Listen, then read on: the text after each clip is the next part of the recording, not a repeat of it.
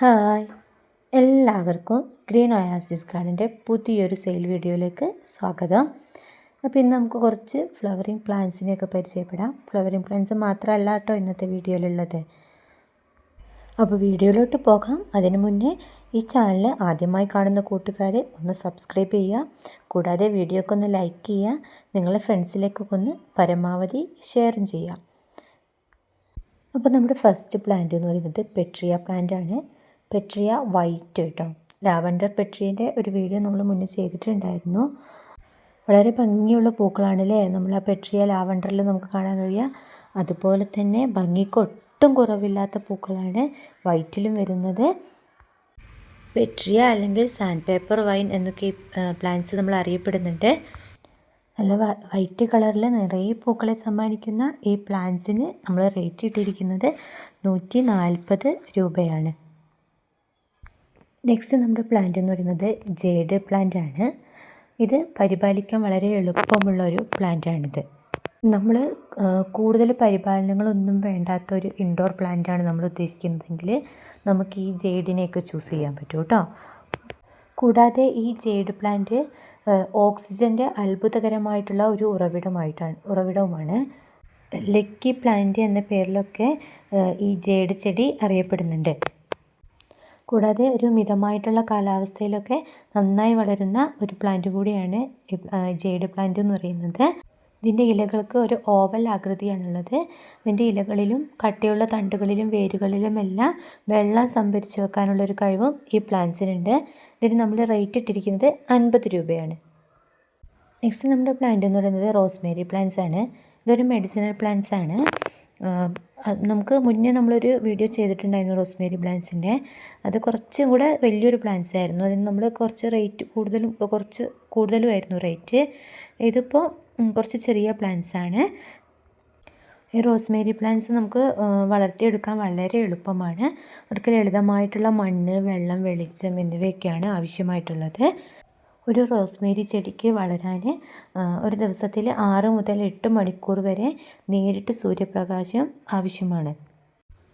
കൂടാതെ നമ്മുടെ മുടിയുടെ വളർച്ചയ്ക്കൊക്കെ ഇതിൻ്റെ ഇലയൊക്കെ ഉപയോഗിക്കുന്നത് വളരെ നല്ലതാണ്. കൂടാതെ ഫുഡിലൊക്കെ ഫ്ലേവറിങ്ങിന് വേണ്ടിയിട്ട് ഉപയോഗിക്കുന്നുണ്ട്. അപ്പം ഇതിനിപ്പോൾ നമ്മൾ റേറ്റ് ഇട്ടിരിക്കുന്നത് 80 രൂപയാണ്. നെക്സ്റ്റ് നമ്മുടെ പ്ലാന്റ് എന്ന് പറയുന്നത് മരമുല്ല പ്ലാന്റ്സ് ആണ്. നമ്മുടെ എല്ലാം മനം കവരുന്ന തരത്തിലുള്ള പൂക്കളായിരിക്കും ഇതിനകത്ത് നമുക്ക് കാണാൻ കഴിയുക. ഈ പ്ലാന്റ്സ് നമുക്ക് ചട്ടിയിലും അതുപോലെ തന്നെ തറയിലുമൊക്കെ ഒരുപോലെ വളർത്തിയെടുക്കാൻ പറ്റിയിട്ടുള്ള ഒരു പ്ലാന്റ്സ് ആണ്. ഓറഞ്ച് ജാസ്മിൻ, മരമുല്ല, കാമിനി ജാസ്മിൻ എന്നീ പേരിലൊക്കെ അത് അറിയപ്പെടുന്നുണ്ട്. ഇതിൻ്റെ ശാസ്ത്രീയ നാമം എന്ന് പറയുന്നത് മുരായ പാനിക്കുലറ്റ എന്നാണ്. നമ്മുടെ കേരളത്തിലെ കാലാവസ്ഥയൊക്കെ ആയിട്ട് പൊരുത്തപ്പെട്ടു പോകാൻ പറ്റിയിട്ടുള്ള നല്ലൊരു പ്ലാന്റ്സ് ആണ് മരമുല്ല പ്ലാന്റ്സ് എന്ന് പറയുന്നത്. കൂടാതെ ഇവ വർഷം മുഴുവൻ ഇടവിട്ട് നമുക്ക് പൂക്കളെ സമ്മാനിക്കുകയും ചെയ്യുന്നുണ്ട്. സൺലൈറ്റ് കൂടുതലായിട്ട് കിട്ടുന്ന സ്ഥലത്ത് ഇത് സെറ്റ് ചെയ്യാൻ വേണ്ടി ശ്രമിക്കുക. അങ്ങനെ വന്നിട്ടുണ്ടെങ്കിൽ നമുക്കിതിനകത്ത് ഫ്ലവേഴ്സ് നിറയെ കാണാൻ പറ്റും. എന്നിരുന്നാലും ഒരുപാട് ശക്തിയുള്ള സൂര്യപ്രകാശം കൊടുക്കാതിരിക്കാനും അതും ശ്രദ്ധിക്കണം. ഈ ചെടിക്ക് അതിൻ്റെ വളർച്ചയും കാര്യങ്ങളൊക്കെ നോക്കിയിട്ട് വാട്ടറിങ്ങും വളമൊക്കെ കൊടുക്കുക. ഇതിൻ്റെ റേറ്റ് ഇട്ടിരിക്കുന്നത് 50 രൂപയാണ്. നെക്സ്റ്റ് നമ്മുടെ പ്ലാന്റ് എന്ന് പറയുന്നത് ചെടികളിൽ കേമനായിട്ടുള്ള ഓർക്കിഡുകളെ കുറിച്ചാണ്. നമ്മുടെ പ്രകൃതിയിൽ ഓക്സിജൻ്റെ അളവ് വർദ്ധിപ്പിക്കുന്നതിലും മലിനീകരണം നിയന്ത്രിക്കുന്നതിനും ഓർക്കിഡിന് ഒരു പ്രത്യേക പങ്ക് തന്നെയുണ്ട്. വളരെ ശ്രദ്ധയോടുകൂടി നമുക്ക് വളർത്തിയെടുക്കാൻ പറ്റുന്നുണ്ടെങ്കിൽ ഏത് കാലാവസ്ഥയിലും നമുക്ക് വളർത്തിയെടുക്കാൻ പറ്റിയിട്ടുള്ള ഒരു പ്ലാന്റ്സാണ് ഓർക്കിഡ് എന്ന് പറയുന്നത്.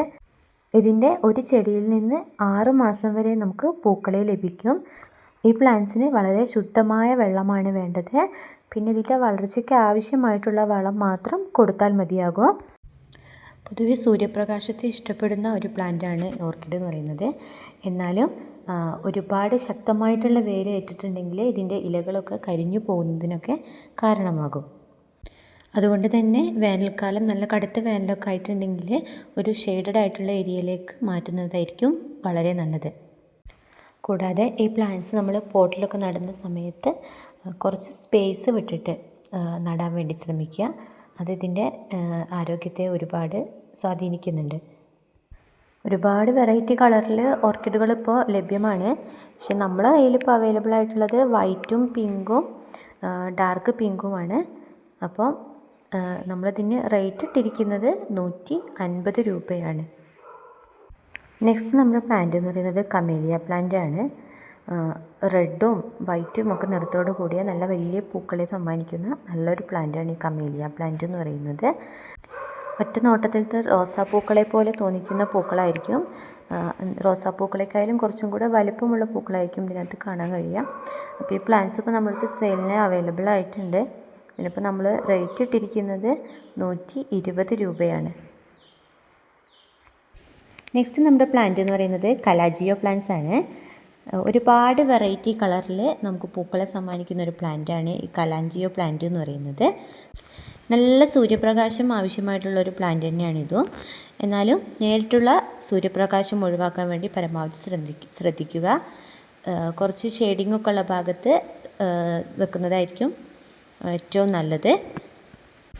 ഇതിൻ്റെ മണ്ണിൻ്റെ ഉണക്കനുസരിച്ച് മാത്രം ഇതിന് വാട്ടറിങ് ചെയ്താൽ മതിയാകും.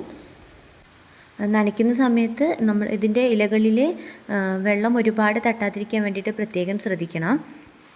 നല്ല നീർവാർച്ചയുള്ള മണ്ണാണ് ഈ പ്ലാന്റ്സിന് ഏറ്റവും അനുയോജ്യമായിട്ടുള്ളത്. പോട്ടിലൊക്കെ നടുന്ന സമയത്ത് ഇതിനകത്ത് വെള്ളം കെട്ടിക്കിടക്കാതെ നോക്കുക.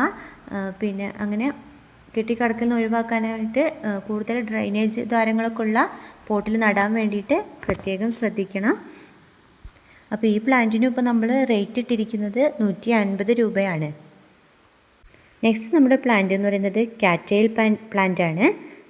ഈ പ്ലാന്റിന് നേരിട്ടുള്ള സൂര്യപ്രകാശം ഒഴിവാക്കിയിട്ട് നല്ല പ്രകാശമുള്ള സ്ഥലത്ത് വെക്കാൻ വേണ്ടി ശ്രദ്ധിക്കുക. നല്ല ഈർപ്പമുള്ള മണ്ണ് തന്നെയാണ് ഈ പ്ലാന്റ്സിന് ഏറ്റവും അനുയോജ്യമായിട്ടുള്ളത്. എന്നാലും വെള്ളം കെട്ടി നിൽക്കാൻ അനുവദിക്കരുത്. ഇതിൻ്റെ വളർച്ചയ്ക്ക് അനുസരിച്ച് മാത്രം അതിന് വളം കൊടുത്താൽ മതിയാകും. അപ്പോൾ ഈ പറഞ്ഞ കാര്യങ്ങളൊക്കെ ശ്രദ്ധിച്ചു കഴിഞ്ഞാൽ നമുക്ക് വളരെ ഈസി ആയിട്ട് തന്നെ വളർത്തിയെടുക്കാൻ പറ്റിയിട്ടുള്ള ഒരു പ്ലാന്റാണ് ഈ കാറ്റെയിൽ പ്ലാന്റ് എന്ന് പറയുന്നത്. അപ്പോൾ ഇതിപ്പോൾ നമ്മുടെ അടുത്ത് സെയിലിന് അവൈലബിൾ ആയിട്ടുണ്ട്. ഇതിൻ്റെ റേറ്റ് ഇട്ടിരിക്കുന്നത് 45 രൂപയാണ്. അപ്പോൾ ഇന്നത്തെ വീഡിയോ ഇത്രേ ഉള്ളൂ. നിങ്ങൾക്കൊക്കെ ഉപകാരപ്പെടുമെന്ന് വിചാരിക്കുന്നു. അപ്പോൾ പർച്ചേസ് ചെയ്യാൻ താല്പര്യമുള്ളവർ താഴെ ഞാൻ എൻ്റെ വാട്സപ്പ് നമ്പറും വാട്സപ്പ് കാറ്റലോഗും കൊടുക്കാം. നിങ്ങൾക്ക് കാറ്റലോഗ് വഴിയും പർച്ചേസ് ചെയ്യാം. അതല്ലാന്നുണ്ടെങ്കിൽ നിങ്ങൾക്ക് ഏത് പ്ലാൻസാണ് വേണ്ടതെന്ന് വെച്ചാൽ അതിൻ്റെ ഒരു വീഡിയോ അല്ല ഒരു ഫോട്ടോ എൻ്റെ വാട്സപ്പ് നമ്പറിലേക്ക് ഷെയർ ചെയ്താലും മതിയാകും. Okay, thank